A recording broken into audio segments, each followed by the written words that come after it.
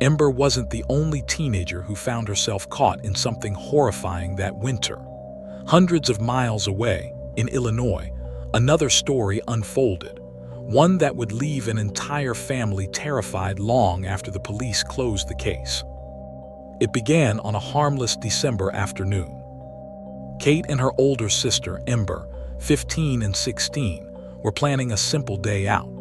Their dad worked for a deforestation group a half-hour from home, and the girls were excited to finally get out of the house and watch a horror movie that was way above their age limit. But nobody questioned them. They both looked older, confident, and eager to escape the winter boredom. They slipped into the theater without trouble, settled into their seats, and let the world fade away as the movie began. Halfway through, in a perfectly silent moment, Ember's phone buzzed loudly. Heads turned, people groaned, the mood shattered. Embarrassed, the girls ducked out of the theater. Ember checked her phone. It was a text from Dad. "Hey, could you bring me lunch? The small cafe by the woods is closed today." It seemed normal, unusual maybe, but not suspicious. They'd helped him at work before. Kate shrugged. He probably forgot to pack something. They drove home, prepared some food, and headed toward the woods where he worked. The area was familiar to them, secluded, quiet, and scenic. A long descent down a hill led to a lake surrounded by trees. It was peaceful, especially with the sun sinking behind the hills and scattering orange light over everything. Ember called their dad. No answer. She frowned. Kate frowned too. That was weird. They texted him instead.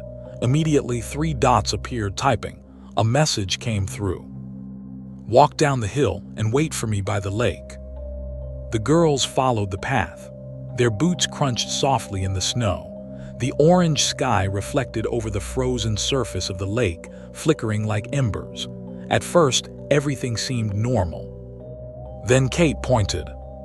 Someone sat at the lake's wooden deck, their back turned, wearing a black jacket with a hood pulled over their head. "That must be Dad," Kate said. They approached slowly. Ember called out his name. He didn't move. A strange tension settled between the sisters. Something felt off. Something felt wrong.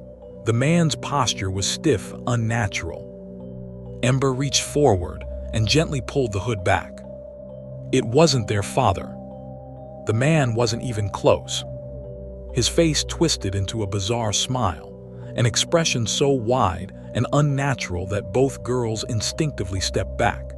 He lifted his hand and waved their dad's phone around like a toy, laughing silently through his teeth. Ember's voice cracked as she shouted, "Why do you have our dad's phone?" No answer. Instead, he lunged. Kate screamed as his hand clamped around her wrist, fingers like iron. Ember grabbed her sister and yanked with everything she had. Somehow, adrenaline gave her strength she'd never felt before. They tore free. They ran. Branches slapped their faces, snow kicked up around them, breath scorched their lungs. Behind them, loud stomps thundered across the wooden deck. The man was chasing them, closing the distance fast. The girls didn't look back, didn't dare. They reached the car.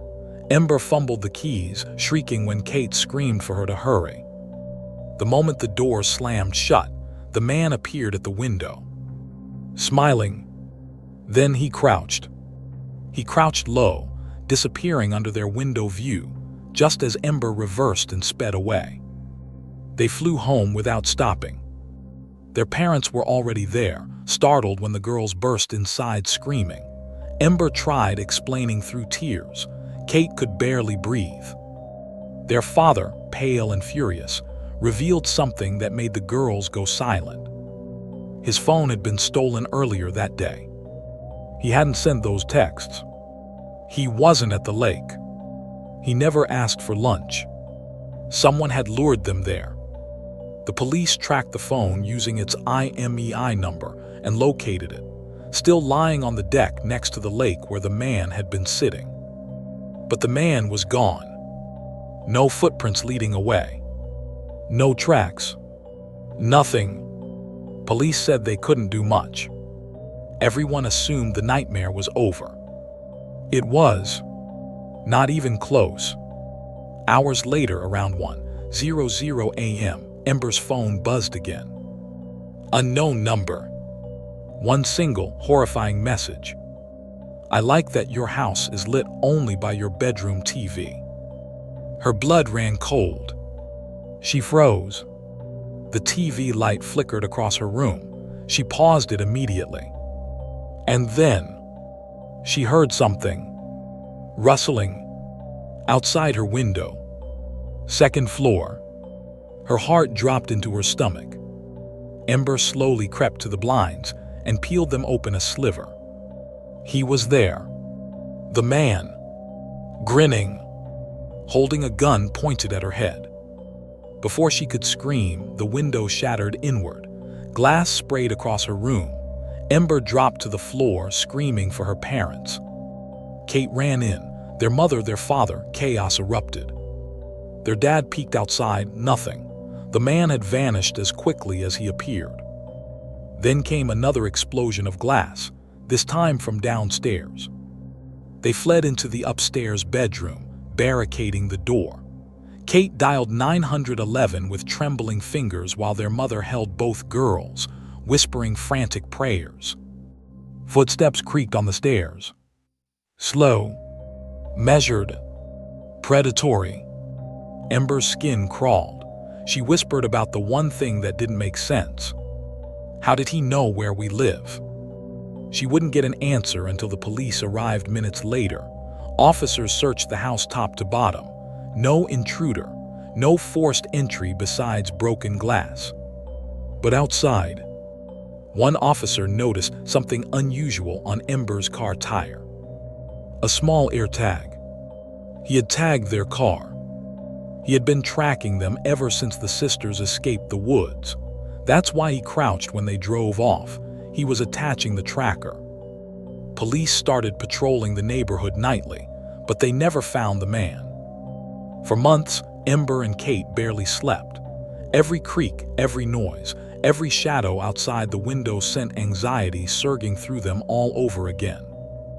Eventually, life moved on, at least on the surface. But the sisters never forgot the way the man smiled. The way he moved. The way he always knew where they were. Police never identified him. No suspects. No arrests. Just a name in the report. Unknown male. Height 63 to 65. Extreme stealth. Threat level severe.